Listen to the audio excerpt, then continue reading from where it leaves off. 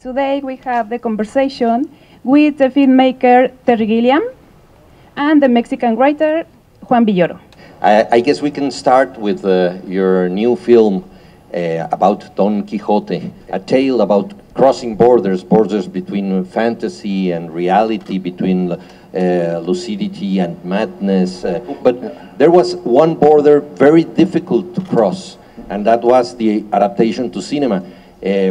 Even Orson Welles had difficulties with this. We finished Baron Munchausen, and I called the executive producer and said, Jake, I need $20 million, and I have two names. And I said, one of them is Quixote and the other is Guilliam. And he said, okay, you've got the money. Boom. It was really easy. It never happened. Quixote, to make the film, I just became a pig-headed quest.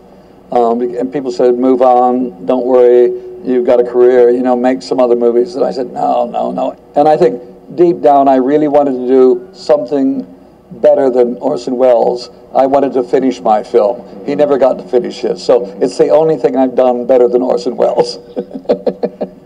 Well, and you ended up being a sort of Quixote yourself, no? Because it was so difficult to do the film, almost 30 years trying to do it. How important it was for doing this film, the documentary Lost in La Mancha, because it's such a moving documentary, all the difficulties you had when you first tried to shoot the film and so on. Was it important, that shooting of the failure, for achieving a later success? Well, one thing is we finally got the film made because there was this lady who saw the documentary. She'd seen it years ago when it was made, and she wanted to see the finished film. And because we could only raise X amount of money from the business, you know, the business of film financing. And at the very last moment, she came forward and gave us $3.5 million to make the film, just because she wanted to see it finished. And I have to thank the documentary for making her want to see it. The film that we've got here in the festival is a very different film than I was making then. If I had tried to make that film that I was trying to make then, I don't think I could do it now, because I began to question so many of the ideas in the film.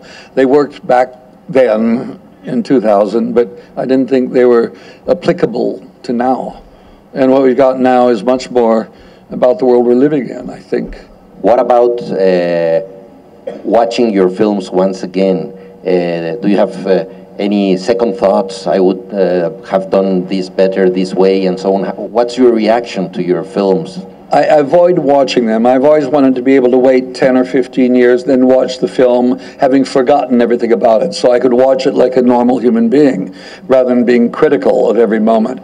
I don't want to remake anything. I think that's a cheat, because filmmaking, it seems to me, is about a time, a place, and a certain group of people. You make the film then, and that's it, and you learn to live with it.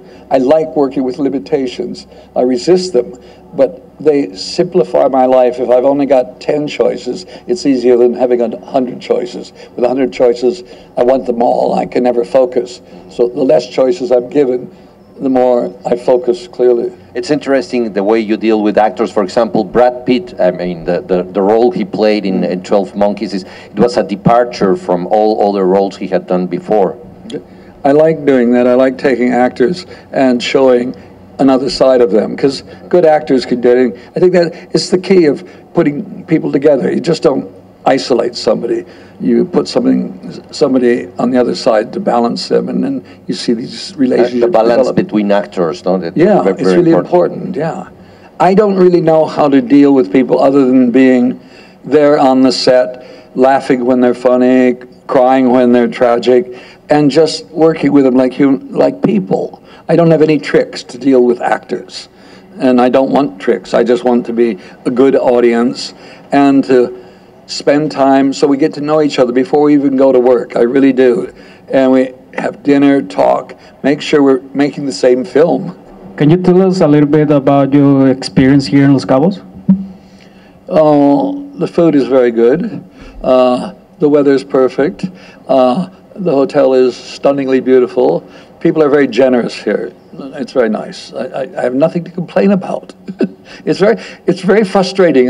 My wife thinks I complain about everything all the time, and I have nothing to complain about here. So it's a new experience for me. Thank you.